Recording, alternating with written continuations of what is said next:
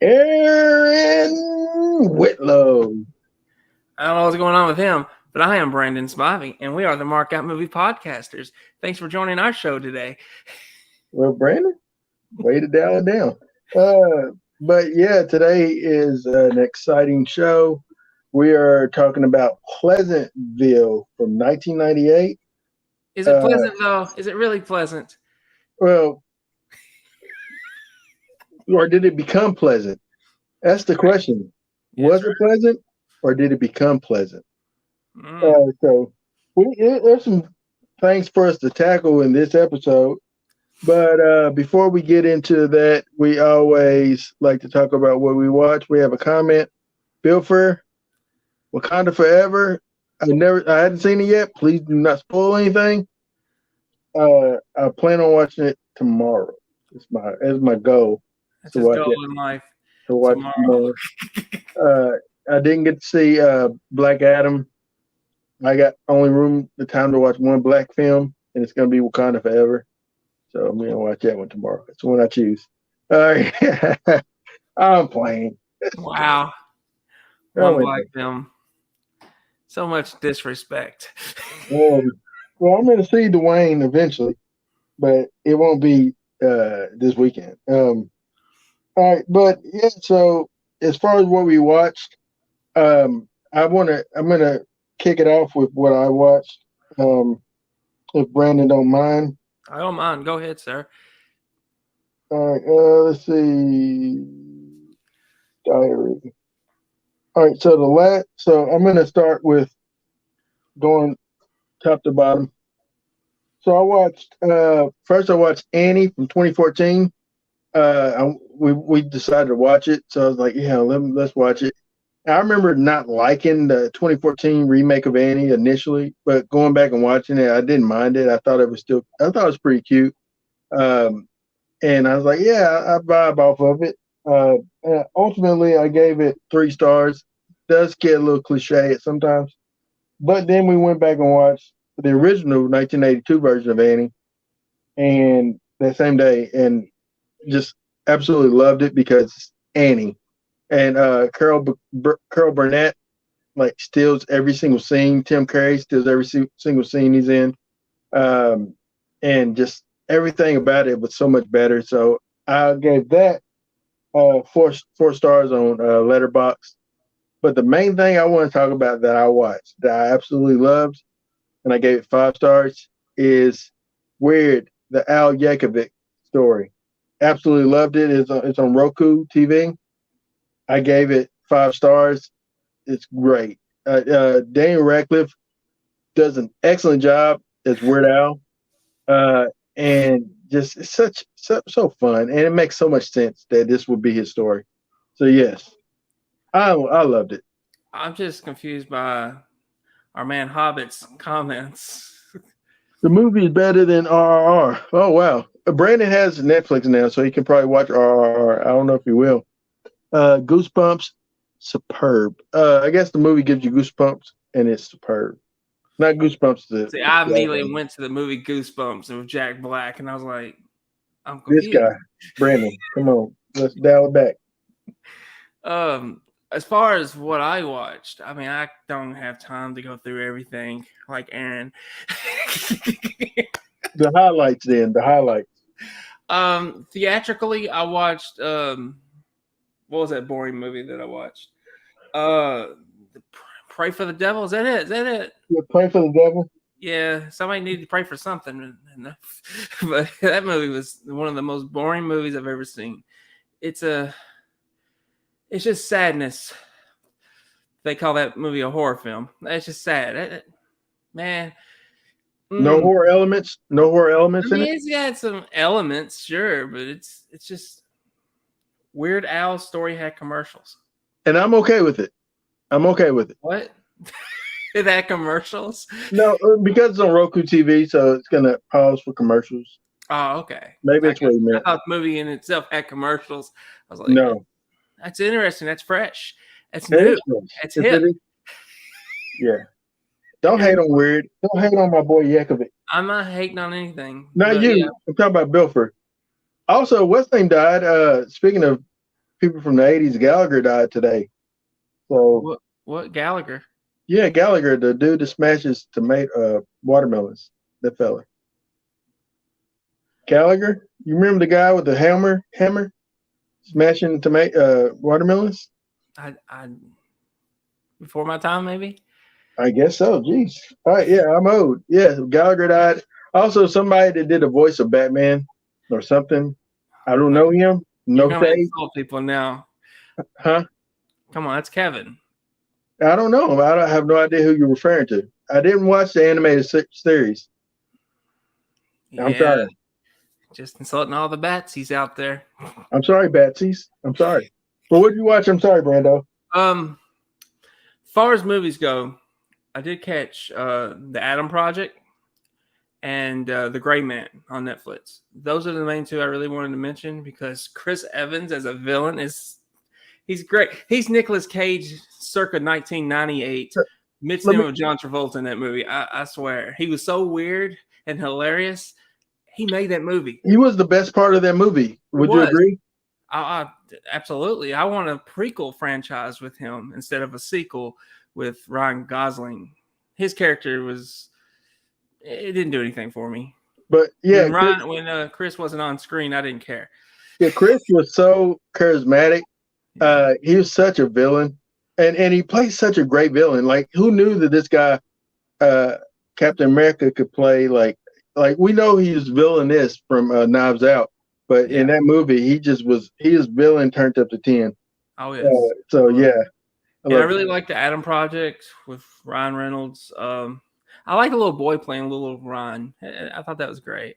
I think it's probably my favorite time travel movie since Looper, which maybe it's not saying a whole lot, but I would rank it up there with the Back to the Futures. I'm not saying it's good as Back to the Future, but I would put it up there as like top 5 time travel movies that I've personally seen. I had a lot of fun with that movie. That's an interesting list. I would say, well, when I say Back to the Future, I would say Back to the Future 1 and then 2. It'll be Back to the Future 2. I'm not going to mention 3 as far as in that list. Although it's not bad, I just won't mention it. But I would say Looper, Adam Project, and I personally would go Endgame. I thought that was a great time travel film. I can't go Endgame, but you can't go Endgame. Would you consider a time travel film? It just has elements of time travel, but it's not a time travel film. I mean, it's not. It's got elements, but I would allow it. I would allow it. I respect it. I just can't go it. What about Hot Tub Time Machine? Then you'll go there. For me, I would go there. I love that movie. We got John Cusack, so you can't go wrong with John. But yeah, I thought it was a lot of fun. And you know what? Mark Ruffalo is entertaining in that movie.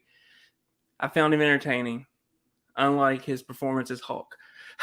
Mark Ruffalo in Adam Project, yeah. Okay. He plays the dad, yeah. So, and the last thing I want to mention, I've finally watched Cobra Kai, and yes, you've seen it, right? Because I spoiled it on Facebook, thinking people have already watched this. Yeah, I've seen it. Some people haven't. I was like, it blew my mind, but because I hadn't had Netflix in like 8 months, so. But yeah, I loved it. I think maybe it's my favorite season. Honestly, just how they made the Karate Kid Part 3 so much better, and Daniel he's the best around in my opinion.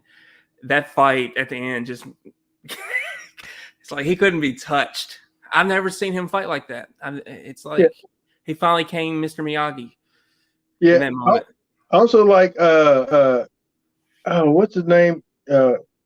Uno or Hero? What's the guy's name? The dude from Japan that came to help.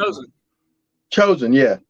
Yeah, I loved him in the movie. I loved him in the show as well. He had personality.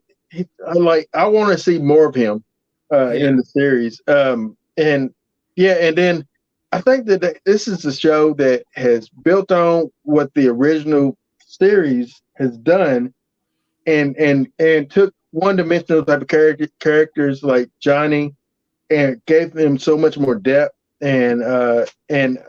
just and where they're lovable. Like you would never thought Johnny Lawrence would be lovable, but he's so lovable. I never thought Chosen would be lovable either. Yeah, And yeah, absolutely. And just absolutely loved what they did with it. I agree with you. I think that this past season was my favorite season. I would say this, and I've seen Stranger Things as well. Oh, and I will always tell you that I think the last season you haven't seen it yet. The last season of Stranger Things is my favorite season of Stranger Things. But I think that this season of Cobra Kai is a better overall season. yeah, Like I loved it. I it loved had it. so much. It had so much, Uh, and it was amazing to watch. It all just how it all played out in the end. I mean, it was just. I got nervous. I thought Chosen died. I thought how it started with Kreese. I mean, I was like, well, this ain't your usual typical season finale. and and villains. What's his name? With ponytail. Oh, Terry Silver. Terry Silver. Such a great villain. Such a Oh, great villain. he's hands down the best Yeah. villain.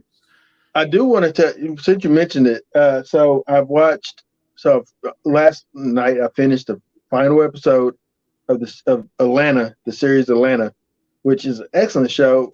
Donald Glover created show starring Tyree, Donald Glover, uh, Tyree, what's the name? Henry, three names. Brian Tyree Henry, Yeah, that's it. Brian Tyree Henry, Yeah. and then also Lakeith Stanfield and then Zazie Beetz. They're in the show. So it's 4 seasons. Oh man, and it's the conclusion of this whole series, and I'm gonna miss the show. I'm gonna miss the characters. Just is a great show, and I can't wait for you to eventually watch. You have Hulu, so you can watch all 4 seasons, really, if you want to. But it and you, I would watch it before they take them all off. You know, they do that, but at time to time. But yeah, Atlanta was a great show, and that's why I would say the best actor out of everyone in that show is uh what keep forget his name. Brian Tyree Tyree, Henry. say it again. Brian Tyree Henry. Ryan Tyree Henry. I think he's hands down the best actor that's came. I'm so convinced this guy can play in anything because just seeing him in the show, he plays such a like gangster rapper, but with depth with who he is, and he doesn't really like the notoriety that he's getting. You know, he's kind of struggling with that. But then like you see him in other movies and other shows, which I've seen him in the Marvel one, and then like even in Godzilla, whatever, he still had depth to who he was. And I didn't see Bullet Train, but you said he's the best thing in Bullet Train. Hillman or Aaron Taylor Johnson they just steal everything they're in. Yeah. They play twins, and it works. It just works. And Brad Pitt's great too, but they really knocked it out of the park. He says, I saw Sissy 2022, a horror movie from Shudder. This movie better than Barbarian and Smile combined, which I didn't like Smile. I like Barbarian. I'll watch Sissy. I'll watch it. Why not? I actually have it on my list. I finally got a streaming service to see Terrifier 2. I hadn't watched it yet. Also, I have the X prequel. What's it called? Pearl. I just hadn't watched it yet, so I plan on watching a couple of horror this weekend. And I'm watching Blockbuster, the Netflix series, which is trying. I don't see I like JB Smoove. He hands down, I love JB Smoove. And I love the guy that plays. He's in Marvel as well. He plays the FBI agent that does magic. You know what I'm talking about? What's the name? Randall Park. Randall Park. Yeah, I like him. He's good in the show. And then this other lady that was on Brooklyn Nine-Nine, she's in it. So it has some people that I really like that's in it. But it just for me, as of yet, hasn't really kept its footing for me. it's hard to top, man. I'll say the best show, honestly, on Netflix is Cobra Kai. Second would be Stranger Things. Um, maybe Witcher be third for me. It's hard to say, but and then I wouldn't put this in the rank. Just it's not there yet. Well, if it's not there, it's not there. It's not there, but maybe it will be. I'll keep watching. I'm going to stick with it. And then of course, and then we're going to get to our actual review. But currently still watching Quantum Leap. The show, the new series hasn't really. It's not hitting me like maybe I'm nostalgic yeah, for the one that had. Oh, you are. You Yeah, definitely are. yeah. I'm a mark when it comes to Scott Bakula and Dean Stockwell and it had heart. Yeah, This one yeah. is okay, but it just doesn't have the same heart. I mean, I haven't seen it, but I would. It's almost impossible to top the original shows that they are rebooting. I don't care what it is. It's really hard to top it. I think even though when we talked about earlier, Cobra Kai, what they've done with the Karate Kid, that's one in a million that that you're even going to either hit the same level or actually top it. And I think they've actually topped the Karate Kid. Honestly, what they've done. But like, I haven't seen Quantum Leap, but it just from the trailers, it didn't look like it was going to have the heart of the originals. And I'm not saying it because of Scott or Dean Stockwell, but it just didn't look like it was going to be that great. I do want to ask you a quick question before we jump into our actual review. So I heard news that Peacock will be producing a Friday 13th prequel series. Brandon being a mark for Jason Voorhees and all things Friday 13th. What's your thoughts? Well, see, I actually read one of the articles. Brian Fuller was talking about it. Wait a minute, real quick. I agree with you, Bill. Battlestar Galactica remake was better than the original. I do agree with you. But go ahead. I'm sorry. He was saying that everything is going to be available to them. Every incarnation of Jason will be available. So that they are going to start with a prequel, and they're going to, if they get to like 10 seasons, he said eventually we can redo space. Yeah, he joked about it, but he said he had an idea for Jason going to space. So what I think this is going to be them until they can do movies is basically remaking the franchise. But I don't know what year it's going to be in or nothing, but I think that's what they're planning to do is just kind of reinvent Friday the 13th. How do you feel? As a fan of the series of the franchise? Then will it give you enough to kind of quench your palate in the meantime, or? Yeah, I'm excited just because he's been gone for so long. But I think it's from the creator of Hannibal, so I have confidence that it's going to be pretty good. Because even though I didn't get to finish Hannibal, that was an amazing show. So I'm very confident it's going to live up. I'm more confident in Friday the 13th series than I am with the Halloween series that's coming. So Yeah. Oh Lord Jesus Christ. Oh Lord, jeez. I'm trying to pull up to see if I have any questions or comments on Facebook, which we don't. All right. Let's get into it then. Pleasantville, 1998. Happy Veterans Day, by the way, to all the veterans. Anyone that served in the armed forces, we thank you for your service. Thank you for what you've done for us. And if you're still serving, never forget. We stay with you. We salute you. This assume Brandon feels the same way, but definitely, my grandfather was in the army, so yeah, I feel the same way. But Pleasantville, this film came out in 1998. This is what the synopsis is on IMDb. Two 1990s teenage siblings find themselves in 1950s sitcom where their influence began to profoundly change the complicit Complacent World, starring Toby Maguire, a very young Toby. Well, 2 years before, was it 2 years or 3 years before he got Spider-Man? I want to say 3. I want to say 3 years. 2001 was Spider-Man. Um, I want to say. and then it also stars Reese Witherspoon as Jennifer, aka Mary Sue. Jeff Daniels is Mr. Johnson, who I love Jeff Daniels. Um, Joan Allen as Betty. William H. Macy is George. Let's see. Paul Walker. Paul Washer? Not Walker. Walker. Paul Washer is a theologian.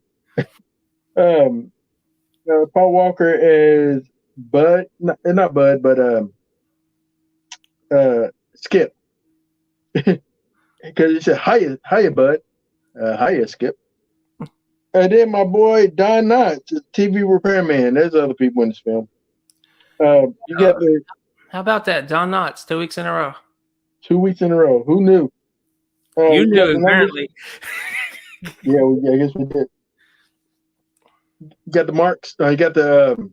Oh yeah, I got them. I got the numbers. Yeah. It's got a 7.5 out of 10 on IMDb, 71% like it on Metacritic, 81% like it on Google. It's got an 86% score on Rotten Tomatoes with a 79% audience score. So it is certified fresh. Yeah. Also, JT Walsh is Big Bob. By the way, so this movie starts out in the '90s with the world, the angst that the '90s had. You know, the state of the economy, the jobs, the global warming, everything that we heard and thought about and worried about in the '90s is like at the very beginning of this movie. And then we see our boy Toby, aka David, who's essentially a loner, other than the TV, which I can relate to that. You know, being like your friend, like if Don Knotts says, the TV repairman says, feels like you lost the best friend if your TV goes out. I mean, it's when you grow up like watching TV and stuff like that, man. I didn't have a show like Pleasantville that I kind of. Oh, I did. Well, I don't, not well. If you're talking about the 1950s, closest I would have is man. I love Lucy. Because I love Lucy. I love Lucille Ball. She is one of the greatest comedians of all time, and I think her show was so hilarious. But then I also like Mr. Ed in that time frame. Well, hang But on. what show did you like? During that era, the one that stands out to me is the Andy Griffith Show. That was like, it was late 50s, right? Yeah. When it started. I did catch a few reruns of the Beaver, Leave It to Beaver, but I never watched I Love Lucy or any of. Like, I didn't watch a whole lot of the 50s era, but I do remember constantly watching reruns of the Andy Griffith Show. I remember watching Mr. Ed when I spent the night with my cousins in Glasgow, because like growing up, I watched TGIF, so like Urkel and Family Matters and Full House and Step by Step. I was watching all those shows, Perfect Stranger, all that stuff, which I know you just concluded. Are you? I haven't finished. Which I have fond memories of Balky. But anyway, I remember watching all those type of shows. But when I went to spend the summer with my cousins in Glasgow, they would watch Nick at Night. So they'll watch Mr. Ed, they'll watch I Love Lucy, they'll watch, show I Dream of Jeannie, stuff like that. Mm-hmm. And I was like, what are we watching? But I Love Lucy I was aware of because my auntie introduced me to that. But yeah, a different person rather. But I loved but growing up, I say the show that I gravitated to the most, other than Quantum Leap, I mentioned that, like I loved every single episode of that growing up, would probably be the Cosby Show. I love the Cosby Show. It was like it was the coolest family to me. you know. Yeah. For me, it was the Wonder Years. I just gravitated to that show. I loved the narration. I loved the era it was in, the 60s, and eventually got to the 70s. So I love Fred Savage. I know it's not wise to say today with all his allegations, but at the time, I loved Fred Savage. I loved him he was like my favorite. Like he was as big as Macaulay Culkin to me. You know, uh, that and Little Monsters, The Wizard. I think he Back did in a couple other back in the films. day, he could do no wrong. Princess Diary, or was it Princess Bride? Yeah, He was in there. Like he was like when you've seen him, you're like, hey, Fred Savage. But yeah, he was a precursor to Macaulay Culkin. He was yeah. that kid. But uh, yeah, but same could be said for Bill Cosby. Back in the day, Back in the day. man, I was a fan, and it'd be it'd be lying if I say that I'm still. It'd be lying to say that I couldn't still watch a Cosby Show episode and still not laugh. I mean, Yeah, I mean, if it's funny, it's funny. You can't deny that, but it doesn't credit what he did. I think that it's I don't know, heinous. But yeah, but you can't really.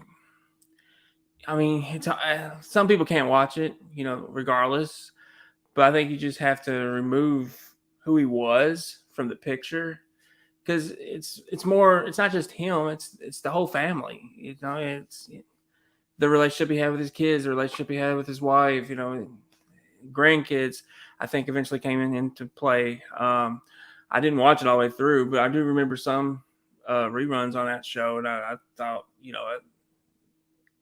Theodore Huxtable was America's dad. I Cliff Huxtable, Cliff, is it Cliff? Who's Cliff. Theodore? Theo was the son. That's There you Malcolm go. Jamal There we Warner. go. You can tell I was a fan. I could tell you these people's names. Yeah, I didn't watch it like that, but I remember watching it and thinking that he was like America's dad when I Um, watched. but I will say that the only person, and then we get back into Pleasantville, but the only person that I can say that it's hard for me to watch that stuff, knowing what they did, is honestly Chris Benoit. That's the only person that I could really, I struggle with watching a match of his or anything because it hurts me to know what happened. It hurts me to my soul. That's the only one I can honestly say that it's hard for me to watch this stuff Yeah, because that's just I was so Benoit was literally my favorite wrestler. It wasn't like me just saying it after death, whatever. No, I was such a fan of Chris Benoit, and so when I got to see him live, I think in Nashville at one of the maybe SmackDowns or whatever, it was so awesome for me, just to experience that. But yeah, yeah. I and never that saw hurt. him That live, hurt. but like after Sean left, and he came on the scene, he became my favorite wrestler. Him and RVD was probably my favorites. I thought he was the best wrestler I ever seen, hands down. There's no debate in my opinion that he was the best wrestler I've ever seen perform in that ring. And it's a shame what happened. Mhm. I can watch his matches, but I don't typically go to watch. If he comes on, I'm okay, but like I don't look for it. I feel that. I did want to mention with Pleasantville. Uh, so once, so we have two different teenagers. We have Reese Witherspoon, Jennifer, Mary Sue eventually, and then we have David. We have Tobey Maguire, David slash Bud, Yeah. who like Reese's character Jennifer is more promiscuous. She's forward. Oh, She doesn't care about education. She's more or less desires the like go ahead with instant that. gratification. She likes dudes. She wants to be that girl. She's boy crazy essentially. It sounds like that's the vibe I got. But whereas David, he's like he's a geek, man, and Yeah. which I'm a geek, so I can kind of relate to that geekiness. He does like the girl, but he doesn't Yeah, have, he's insecure to go and make that yeah, first step. yeah. I could relate to him, especially being in high school. I could definitely relate to him. Like he would have these conversations with this girl, even though he'd be like 30 feet from her. It's like I was like, yeah, I could totally relate to it. Just going back to what he's gonna say and memorizing it, and it's like, yeah, and he never makes a move. So yeah, you root for these guys though, and I Yeah. think that's the beauty of Toby. He's like he knows how to play the underdog so well, and he's pretty much played it his entire career. Really, I mean, Hmm. um, but I love Toby. I've loved Toby since Cider House Rules. I believe that's the name of it. Seabiscuit and this Pleasantville. He's I don't know. He's very interesting to watch. I would say my first time seeing Toby, if I can really think back, would be in Pleasantville, and I don't think I even connected the dots that this is the same guy that was eventually being Spider-Man at the time. I think that I was when he came on Spider-Man, I thought he was just a fresh face. I didn't even think about it as the same kid from Yeah, this. And same with Paul Washer. I didn't realize that he was in this until like years later when I went back and watched it. I'm like, hey, Paul Washer's in this. And so it was like it's always a bonus, man. you mean Seeing Paul Walker, Washer. right? Walker, yeah. Did I say Washer again? I'm sorry, Walker. I apologize. So there's a Paul Washer. If you're in Reformed theology like I am, if you're, Calvinism or Christianity, and we're in that camp, we know who Paul Washer is. Yep. Paul Walker is different. Paul Walker is no longer with us. Paul Washer is. Paul Washer will tell you repent and go to church. Walker, probably not. Anyway, Hey, now. no offense, but no, How but you gonna be judging him like that? I'm not. How you gonna be judging him like that? I hope I'm wrong. But anyway, You are uh, wrong. There is no hope for it. but anyway, so they get in a fight over the remote control because Jennifer has a hot date, and they're gonna watch MTV on they're gonna watch a concert on MTV, which you know how old that is because MTV still had videos, right? Yeah. My first Toby film. This is Bill for movie was Ice Storm featuring Sigourney Weaver. I've never seen Ice Storm. I don't think I've ever seen that. Not Tim Robbins, but what was his name? I can't even But say. yeah, but they fight over the remote. And we also established that David is well versed in everything Pleasantville. He knows Oh all. yeah. Like, I legitimately believe he would have won that contest completely if he had, not been zapped into the TV. But Concert. huh? Concert. Contest. I'm sorry, contest. You got But MTV on your brain. huh? You got MTV on the brain. I know because I mentioned that. But anyway, they fight, they break the remote, and then my dude Don Knotts, this is his very last film. This is his very last. He died the same year, I want to say.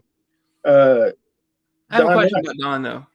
Do you huh? think he looked a little bit younger in this movie than he did in we just reviewed it? Big Bully. Do you think he Came looked out a little same bit? year or the year prior? It came out same year. No. This came out 2 years later. This came out 2 years later than Big Bully. But to Yeah, me, he looked a little bit younger. yeah, To he me, did. He seemed like he loved working on this film. yes. That's the difference in getting something that you actually love, like just and him making him popping up makes you miss him. You miss that Don Knotts was there. Yeah. This dog is making noise. Hush up, dog. Anyway, uh that's the dog. Sound like Gizmo. Hold on. His dog Hey, sounds like Gizmo. And my he's getting dog. Yeah. moving, and I don't know where he's going. We just left with Don Knotts, you know. Yeah, go. He's saying things I don't know, but he's back. Oh, I had to let the dog out because he's getting on my nerves. Woo, woo. You let that dog out. No, Brandon, it's not. It's too soon. But anyway, uh, so uh, they get the new remote. He gives him this new remote. This is very similar to Stay Tuned, um, in the sense of a TV that zaps. Although in Stay Tuned, it zaps him into like the devil's TV, and everything is like a devil version of everything. It's with John Ritter. But this is kind of similar to that concept, but except for is that they're zapped into a specific show, but in the world of that show. So it's not actors and stuff. It's actually the people. The characters are real. They are an entity. And I discovered this by watching this time. I believe David Budd is the first one to put a chink in the chain, so to speak, to get things off course because he was late for work. That's the first ripple effect, I think, You think? in that universe. Well, I'm gonna let you think it, and I'm No, gonna no, raise you no. this. I just think it's Reese Witherspoon giving sexual favors to Paul Walker. I Well, just that's also part of it, but I don't think that David was as innocent in it either. Although he wanted to keep things the status quo as it's supposed to be, yeah. but he still managed to alter things by being late to work. Uh, uh, your boy, I don't want Yes. to forget his name, Jeff Daniels. Yes. He was still doing the spot. He didn't do this. He didn't do this. He didn't do that. And same thing. He said, I didn't do the burgers because you do this. You do this. You do this. Then I do this. But finally, he said it's more liberating because he told him, "You can do it. You can do this." And so he says, "Guess what? I did it." And that started his revelation. His like, I like doing it. He's like, "What's the point?" Then he had like a surreal type of thing of what's the point. But yes, you're not wrong. Reese Witherspoon has part of it, but also think about this: David was the first one to tell Skip, "You might not want to ask Mary Sue out because she's dealing with some things right now." Yeah. And Skip misses the basketball goal, Yeah. and the first basketball to miss was because he got angry at that he wasn't able to ask her out like he was supposed to do, you know. And so, yeah, I think David is an innocent. Is my point. David's Yeah. not Yeah. innocent. Yeah. No, I get you. But I'm gonna ask you this too, because this is a little off topic. But did you sense a vibe of the Truman Show as well while watching this? Yeah, as far as not being able to go no further than Yeah. the area, yeah. Yeah. I was like, that's interesting. It's like a reverse Truman Show. But it was interesting. Like I love how wholesome it was though. Yeah. But also at the same time, you realize these people are trapped Would in you these would you have roles. would you have tried to keep status quo and make them stay the same way, or would you have wanted to kind of have them to venture out into doing?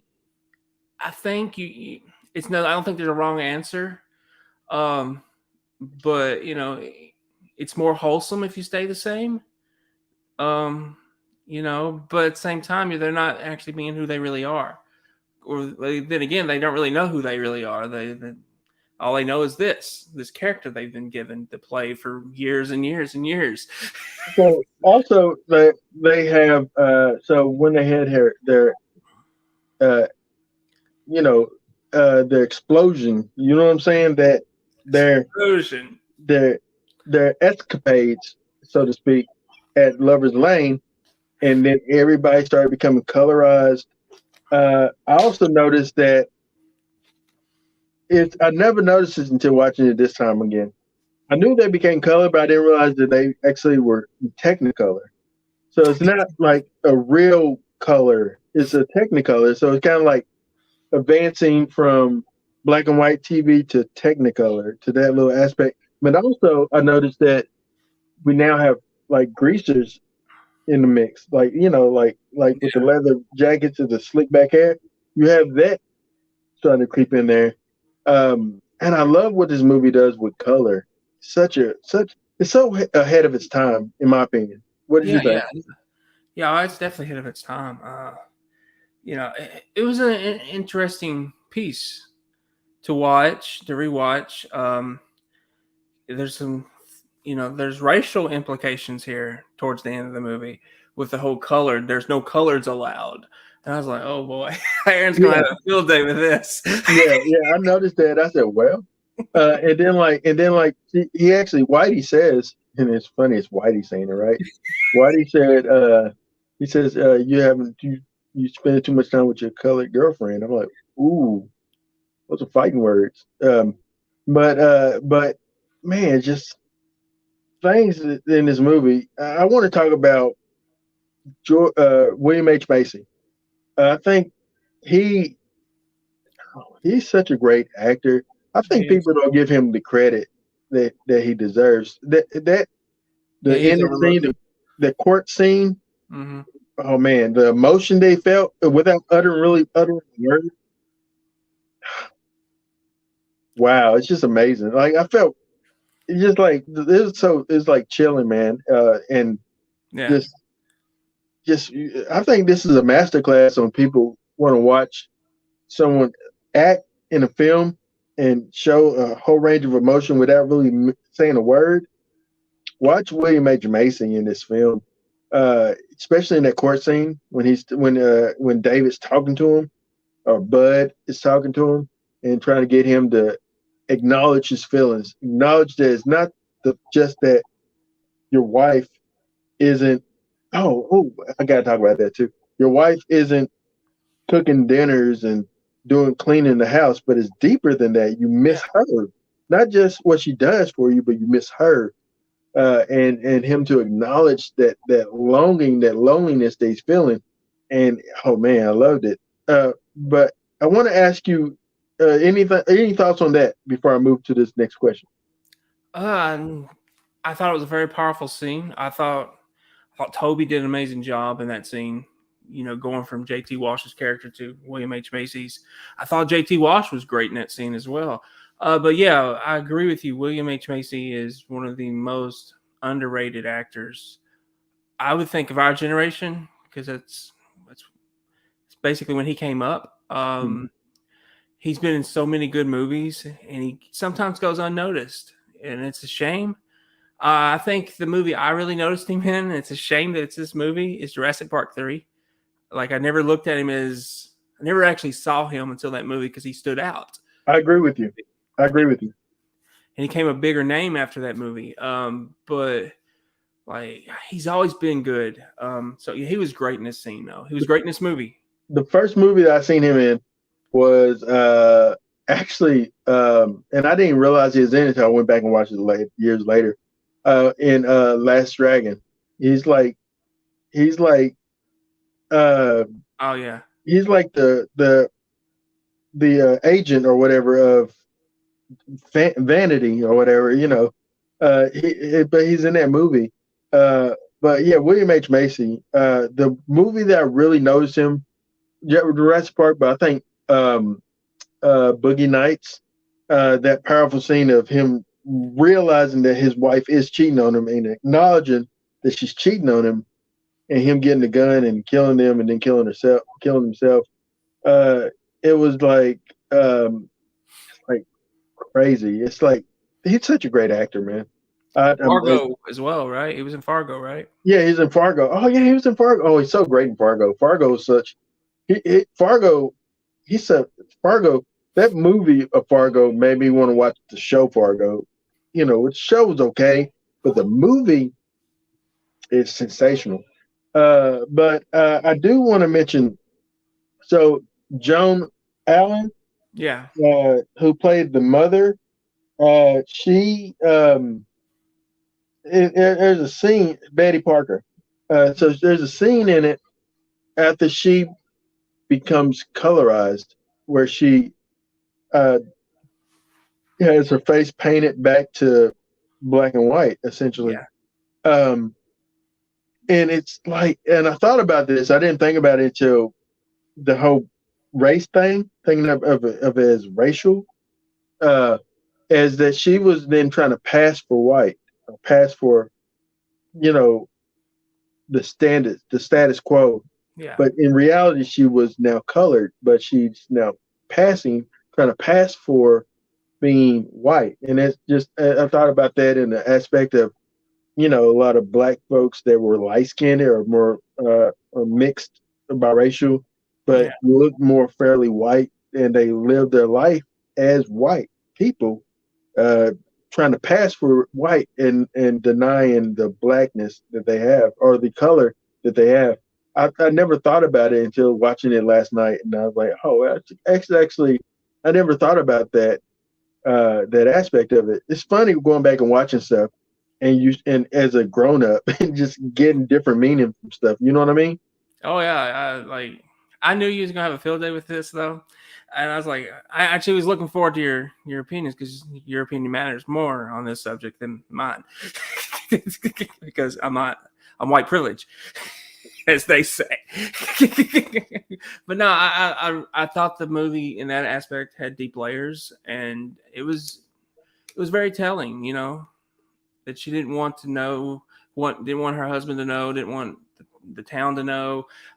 She was scared, and I thought that was very telling. And I thought that was as far as a creative choice, I was like, man, this director, which I don't think I've seen anything else by the director, but I thought he had a lot to say in this movie, Mm-hmm. with a lot of different characters, and like it's one of these movies that so many multiple characters have depth, and you don't see that a lot with over 5 or 6 characters that truly have depth, and he did a great job. Yeah, you think? I was impressed. Plus, you have like the awakening of. So we got to talk about Reese's character, Jennifer. Yeah. She goes from being this promiscuous, thinking that this is what it means to be an adult, maybe, but to actually cracking open the book and reading the book, and then becoming a student. And I never noticed that the books that they have is all based on books that they remember reading, Mm-hmm. and then so they fill themselves in. So does that mean that every book that this town now has is because they remember the book being that book? So Well, yeah, if I think it's because of David, because he's read these books, yeah. because he remembers them. Because before they were blank, and he would give him a little information. It would go into the book. So I think it's really because of him that these books get made. They have paper in them, they have ink in them, But yeah, I think it's what they remember or the information they're being fed. But I really like her transformation in this movie, going from the Jezebel teenager to a bookworm, essentially, who cares about school, who wants to get into college in Pleasantville. And I thought she did a great job. I've always been impressed with Reese, though. I think she's just a tremendous actress. Like, she Yeah. doesn't get enough. She's one of those actresses that doesn't get enough credit. She I can do love. drama, comedy. She can do it all. I I'm mean, such a fan of Reese Witherspoon. My first experience with Reese Witherspoon, to be honest with you, was Freeway. Um, yeah, where mine it as with well. Teacher. Kiefer Sutherland, yeah. Yeah, Which such a great movie. It's so underrated rather. It's like a retelling of the Big Bad Wolf story, Little Red Riding Hood. yeah, Uh, but it's such a great movie, and so yeah. So I've been a fan of hers since then, and so I'm still all on board for Reese. So whenever I see her in anything, I I'm happy to see her because once you have somebody that you like, you tend to. For me, I tend to stick with them. yeah. I Me ride too. it out with them. I know you do. You still got Travolta's back if nobody else do. I know it. But yeah, man. I do think that Reese. So her awakening was becoming a student, being educated, and growing, being liberated from just being the promiscuous dumb blonde to becoming, this woman, this learned woman. And then for David as Bud, I think his character arc, because he didn't become color until he stood up for his mother. Like Yeah. he took a step. He he started to um like he showed some initiative maybe, Yeah. or some fight, some gumption, some oomph, as Don Knotts called it. But he showed some power, and he became color. And I thought that was really cool, man. Toby, once again, if you're a mark for Toby, you're a mark for Toby. So, Oh, I'm a mark for Toby. but, Like, yeah, I mean, like, I really liked it, and it's not just Spider-Man. I know that's what I rave about is his performance as Peter Parker, but it's everything. I've never seen him give a bad performance ever, and I think he's one of those very interesting actors. are He's you more are you more of a fan of now? This is the competition here, and we'll say that people say that it isn't, but it is. Jake Gyllenhaal and Tobey Maguire. It's a competition between the ones that you prefer the most. And granted, I was a fan of both of them. yeah, Donnie Darko came out around the same time, maybe a year later. And so I remember watching both of those films, both of these films. But and then it seems like their careers is taking different paths. I don't think Toby is doing as much he's as he getting back was. into it, but no, it's like he took a break after Spider-Man 3. He just wasn't seen much. I think he did do a movie with Jake though, with and Brothers. I thought was an awesome movie. Oh, he did, didn't he? I forgot about that movie. I thought he outperformed Jake miles, but I'm a Toby guy though. I didn't compare Toby and Jake. I always compared him to in competition with DiCaprio because they basically went to the same acting school. They were brought up in the same. I actually think he's a better actor than Leo. I do, and I just don't think he's gotten the roles Leo has gotten. Well, Leo has been striking gold essentially with Oh yeah, everything that and when he got with he's the Martin, name. He's the name. I mean, it is what it is. Leo's the name. when he I got think it's with because of Titanic. He booked Titanic and he just shot up. I don't think it's Um, Titanic. I disagree. I think it's when he got with Martin Scorsese in Gangs of New York. He went to a different direction. oh, I think Titanic was before Gangs, so I It think was, but he Titanic. had a few duds after that. The Man in Iron Mask, the Yeah, Beat. okay, But yeah. when he got with Martin, did Gangs of New York, it elevated him elsewhere. But Well, I agree, Titanic is probably his best known role. I would agree with basketball that. diaries. What's even give a great. Yeah, Those films, like he was so good in What's Good. We're talking about Leo. He was so yeah, good in the he's movie great. that I literally thought he was special needs. I didn't realize that he wasn't until like I seen him in something else. I'm like, oh, he's not okay. He's a very gifted actor. I give him all. But I do. He's excellent. do you feel like Toby just hasn't had the same opportunities as Leo or even Jake? I think once he became Spider Man, Hollywood kind of looked at him differently, and Typecast him as just Spider Man. yeah, they kind of looked at him differently and didn't want to cast him in other films. And that's my opinion. I could be wrong, but it's usually how it goes when you become a superhero. I would, Um, I would say out of everyone in this film, I would say the one that shot up to A list would probably been Reese. But then I think Paul Walker obviously shot up I to would to I Paul wouldn't say A Paul list for Paul, but Paul not A list, but he became he became on that level of I think he became a um, household name because he household name. obviously did Fast and Furious, he did Joyride, She's All That. It was like in a 3-year span. So I do think he became a household name. I think he was big as Reese as far as popularity, but acting wise, I couldn't put him A lister. I love him though. I've always loved him. Would you put Reese as A-lister, or at Yes. least at one point? Yes, I would. Yeah, no doubt. She's just so talented. You know, she's got that girl next door look, but she can also really perform. And I don't know, she's got the total package, in my opinion. Yeah, the only movie that she came out with that I wasn't really a huge fan of back in the day was Election, because Oh, I love that movie. I thought it would be different. Although Matthew Broderick, I like him. I like him too. But I thought that she was better in that movie than Matthew Broderick was. I mean, I like them all. Like, people criticize Chris Klein in that movie. I thought he played it wonderfully. What the character he was. He was more likable. Reese was just so annoying in that movie, and Matthew Broderick was, that teacher that wants to hold you down. I thought they all were great. I love the movie though. I mean, I remember watching it. I think it was on Stars or something one night, and I just watched it. It's like, this is different. I've never seen Matthew Broderick in a role like this. I've never seen Reese in a role like this. I thought it was just wonderful.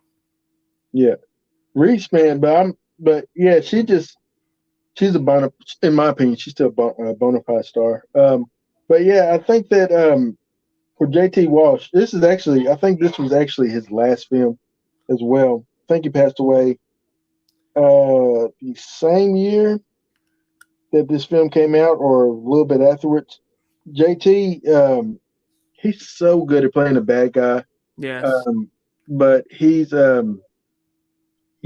man, and it's not that it's not that, and I love this. I didn't notice this until watching it again. He never intended on people becoming violent and rioting and breaking things, because he wanted it to be just pleasant and not. Yeah. He wanted to go back to normal, essentially. Yeah. But he never ever told anyone to, riot or burn books or nothing like that. He never at all wanted that to happen. And I never noticed that. So even as a villain, and he was a villain, but also a victim of the circumstances. He didn't know that he could venture outside of his bubble that he was in, Yeah. One of my favorite scenes, as far as his character goes, when he enters the barbershop, he says, "I can't take your seat." And he takes it. It was just so casual, though. It was just, I loved how he played that. And I loved how they were all talking about how they couldn't lose a game. And then they lost. And he says, "You can't win them all." And then I think William H. Macy says, "But we have won them all." Yeah. I loved how the casual conversation was. It felt like you were actually in a real barbershop in a real town, and hearing all the old timers talk.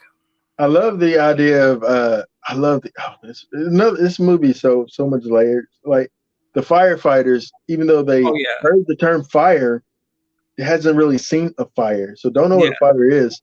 So when they go and say fire, fire, fire, they was like, what? But then when we say cat, they're like, oh, let's go. Let's get the cat. And then, like, even when they get there, they're like, where's the cat? They're like, no, look. And they see the fire. Yeah. But they are so like, wow, what is this? And they don't realize what to do. And they notice that the water hose has hoses.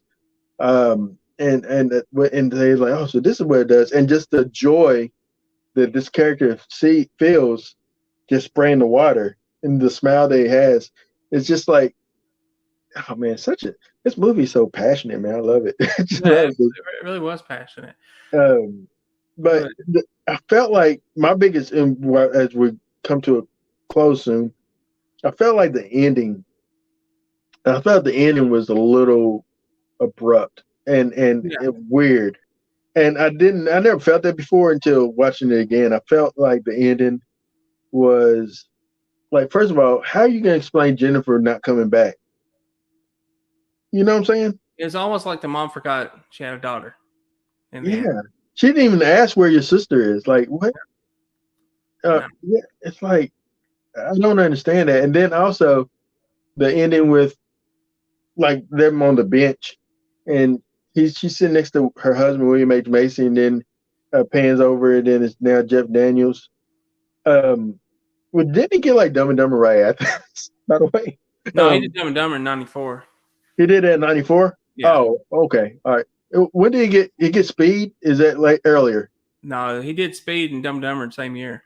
Oh wow, wow, that was a big year for him. Jeff Daniels is another guy that's he doesn't play it as he's such a great actor, and he plays whatever character he plays so realistically. You know what I'm saying? He feels like a real person. You know what I mean? Yeah. Power of Jeff. Power of Jeff, yeah. But the ending, man, what were your thoughts on the ending of this film?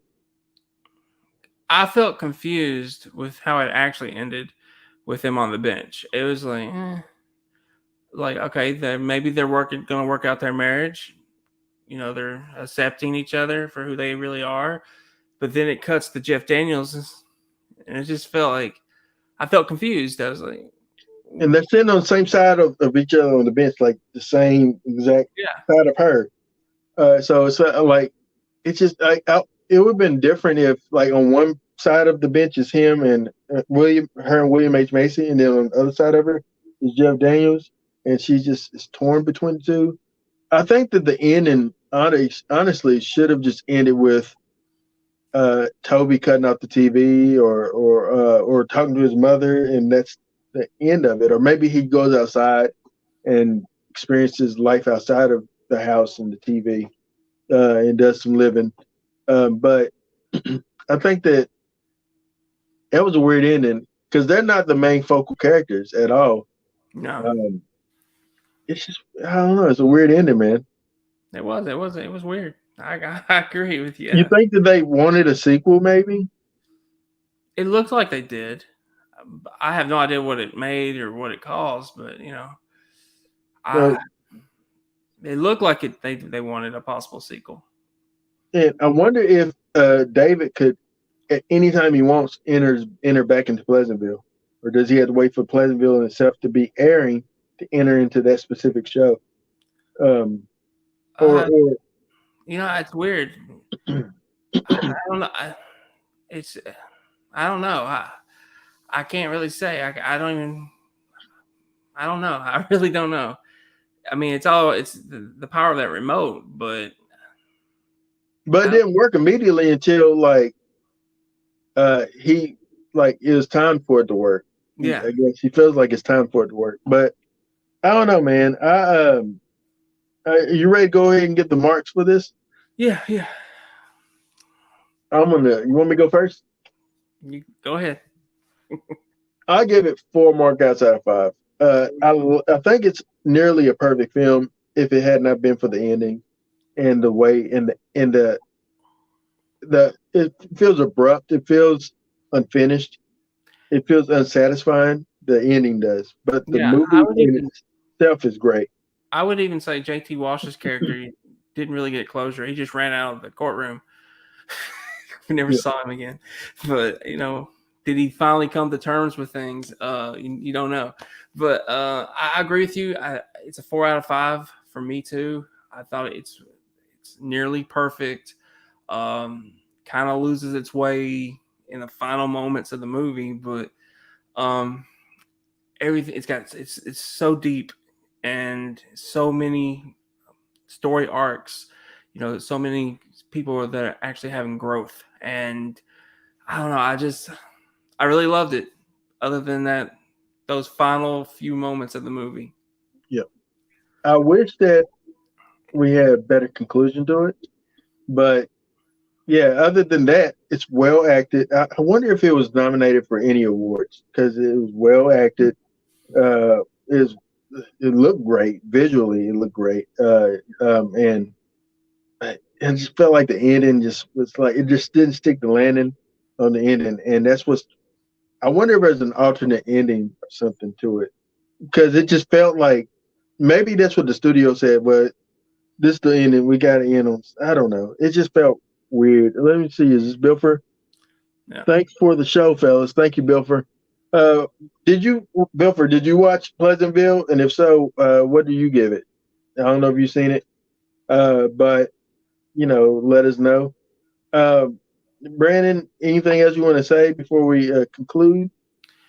Uh, no, not really. I mean, nothing's coming to me. Vilford said he's never heard of it. Oh, yeah, it's on Hulu. I think it's where I watched it. It's on I Hulu. also own it on DVD. You own it and you watched it streaming Yeah, because that's that's what I the do. Aaron way. That's my way. But yeah, but I had the DVD since like 90 something. Like I had it since it came out on DVD. Yeah, So I think, to be honest, I think I borrowed it from somebody and I never gave it back to be honest. Carolyn, I apologize. Um, he says he will have to check it out. But and let me know what you thought about it. And hopefully, Bilford, Brandon, watch RRR since he has Netflix. It's 3 hours, but you will love it. It's not. It goes by fast. it goes by fast. Yeah. But yeah, Brandon, what you want the people to do? I want you to like. I want you to share. I want you to subscribe. And comment on Facebook or YouTube or wherever the heck you see this. But more importantly, we hope you enjoyed our show. Absolutely. More importantly, hope you enjoyed the show. Hope you're safe. Have a safe weekend. And be sweet and loving, and don't hurt each other. Love each other. In the meantime and in between time, Aaron Whitlow. He's Mr. Rogers. I'm Brandon Spivey. Thank you for marking out with us. See you next week. Next week, hopefully, Wakanda Forever is where I'm going. We're going to go back to MCU for the last time for now.